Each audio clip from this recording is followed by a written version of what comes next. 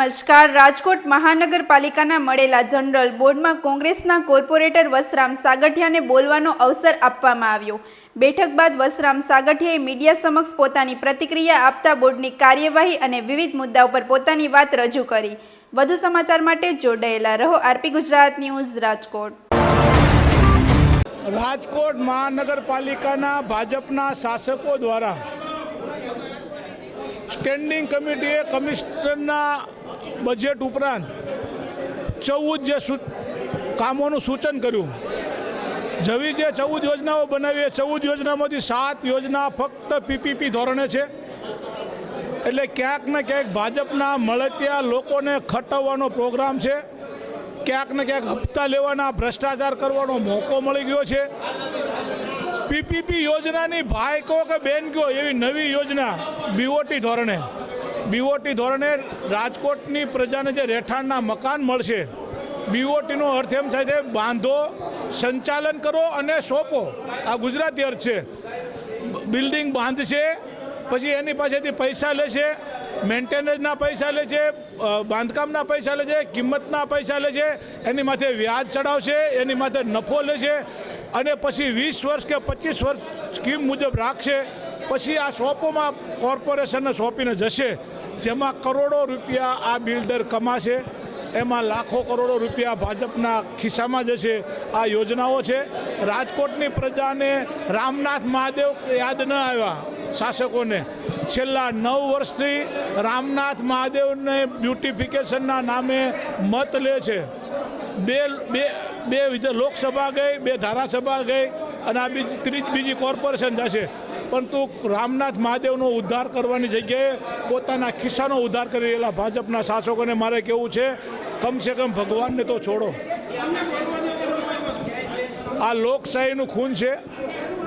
સંસદથી લઈને પંચાયત સુધી દરેક વિરોધ પક્ષ હોય એના સભ્યને, એના નેતાને બોર્ડમાં બોલવાનો સંપૂર્ણ અધિકાર છે। બોલવા ફરજિયાત દેવા પડે છે। પરંતુ રાજકોટના મેયરને એવી ટેન્શન હતું કે વસરામભાઈ સાગઠિયા ઊભા થશે અને મારા હસબન્ડે કરેલા કૌભાંડો બહાર પાડશે, એટલા માટે મને બોલવા નથી દીધો। એનો આજે જે દાખલો છે, સૂચિતમાં પોતે બાંધકામો બનાવે છે। રાજકોટ મહાનગરપાલિકાના ભાજપના શાસકો પોતાની મનસુબી પ્રમાણે ચલાવી રહ્યા છે। ખોટું છે, બોલીને વિશ્વાસઘાત કરી રહ્યા છે। આવા નુગરા લોકો સાથે બેસવાનો વાત નથી। જે લોકો પોતે નુગરા છે, જેને પોતાની આબરૂની સવાલ નથી, પોતાની નાકની કાંઈ પડી નથી, આવા લોકો સાથે બેસવાનો પણ કોઈ અર્થ નથી। આ લોકો એ છે કે ખોટું કરે છે, જાહેરમાં કરે છે, જનરલ બોર્ડમાં કરી રહ્યા છે। આવા જનરલ બોર્ડમાં ખોટું બોલવા વાળા આવા રાજકોટના મેયર કે જેના પોતાનો પતિ ખોટું કરી રહ્યા છે, આવા મેયરને પણ ઈચ્છતો નથી કે પોતાના સૂચનો એક પણ સ્ટેન્ડિંગ કમિટીના ચેરમેન લીધા નથી। રાજકોટના મેયરના હસબન્ડ પોતે ગેરકાયદેસર બાંધકામ કરાવી રહ્યા છે। રાજકોટના સ્ટેન્ડિંગ કમિટીના ચેરમેન, રાજકોટના મેયરનું એક પણ સૂચન એના લીધેલ નથી। રાજકોટના ચેરમેનને મારે પૂછવું છે, તમે આમાં રાજકોટના મેયરે કયું સૂચન લીધું છે? તમે જે 14 યોજનાઓ મૂકી છે, 14 યોજનામાંથી 7 યોજનાઓ તો ફક્ત પીપીપી ધોરણે થઈ રહી છે। આ લોકો નુગરા લોકો સાથે, ખોટા ભ્રષ્ટાચારીઓ સાથે બેસવાની વાત કરવાનો પણ મને કોઈ છે જ નહીં। કારણ કે હંમેશા આ લોકો વાતો કરી રહ્યા છે, ખોટી વાતો કરી રહ્યા છે, સુફિયાની વાતો કરી રહ્યા છે। બગીચા વિભાગ હોય, કોઈ પણ વિભાગ હોય, બધામાં પીપીપી ધોરણ આવી છે। અને છેલ્લે ત્યાં સુધી તમને કહું, રાજકોટના મકાનો બનાવવાના છે।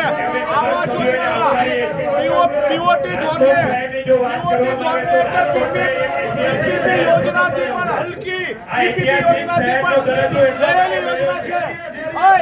આ ચાલુ કરે ને કે છૂટો પડશે, આ છૂટો રાખશે પછી। એટલે રાજકોટના મેયર જો ખોટું કરતા હોય, રાજકોટના સ્ટેન્ડિંગ ચેરમેન ખોટું કરતા હોય, રાજકોટના વિરોધ પક્ષ તરીકે અમારી ફરજ છે એનો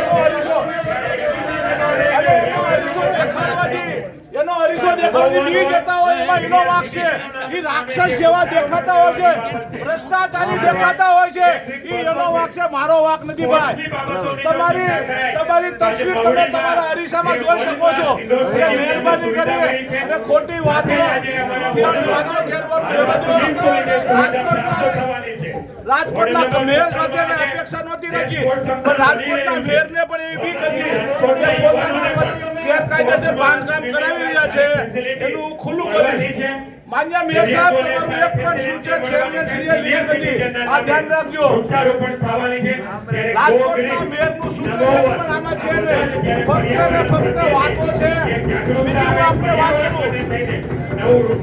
આ રાજકોટ જે છોકરાઓના બાળકોના બહેનોના બળાત્કાર થઈ રહ્યા છે અને રાજકોટમાં સુરક્ષિતની વાતો કરે છે. બોલો લો. વાહ મેયર સાહેબ, વાહ, કેવી વાત કરી. રંગીલું બગાડી નાખ્યું. રંગીલું તો હતું, તમે લોકોએ બગાડી નાખ્યું. મુખ્ય એજન્ડાની આઈટમ નંબર 1, 2, 3 મતદાન ઉપર મૂકું છું. આઈટમ નંબર 1 થી 11 વધે માત્ર ઊંચી આંગળી નથી કરાવતા. આ વાર્ષિક અંદાજપત્રનો સ્ટેન્ડિંગ કમિટી દ્વારા વિસ્તૃત અભ્યાસ કરી બજેટના કદમાં સામાન્ય વધારો કરે છે. વિસ્તૃત અભ્યાસ કરી અને પીપીપી ફંડ અને બીઓટી ફંડ આપી દીધું ન કરવો પડે અને ભ્રષ્ટાચાર કરી લીધો. એ કેટલા ભાગમાં આવ્યા એ તો કયો.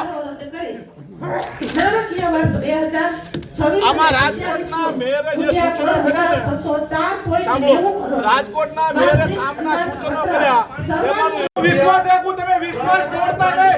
છેલ્લું બોલશો તો યાદ રાખજો. તમારી ઉપર ભરોસો રાખું છું, વિશ્વાસ રાખીને બેસી જાઓ છો. શહેરની વિકાસ યાત્રા અને રાજકોટ શહેરની વિકાસ યાત્રા સતત આગળ ધપાવવામાં ભવિષ્યમાં પણ સૌનો સાથ. મેયર સાહેબ, તમારા 12 વાગી ગયા. તમારો વારો એકવાર આવશે. તમને એકવાર લડાવવાના. ભાઈ તમને લડાવશું, તમે મોજ કરો. તમને લડાવ. મેયર સાહેબ 12 વાગી ગયા તમારા. મેયર સાહેબ તમારા 12 વાગી ગયા. નરેન્દ્રભાઈ આવું નથી કીધું, તમને ખોટું કરવાનું નરેન્દ્રભાઈ નથી કહેતા. હા, ભૂપેન્દ્રભાઈ કીધું હશે. હા, અલા ભાઈ, ભૂપેન્દ્રભાઈ ને હપ્તો જાય છે કે નહીં? ભૂપેન્દ્રભાઈએ કીધું હશે, બરાબર.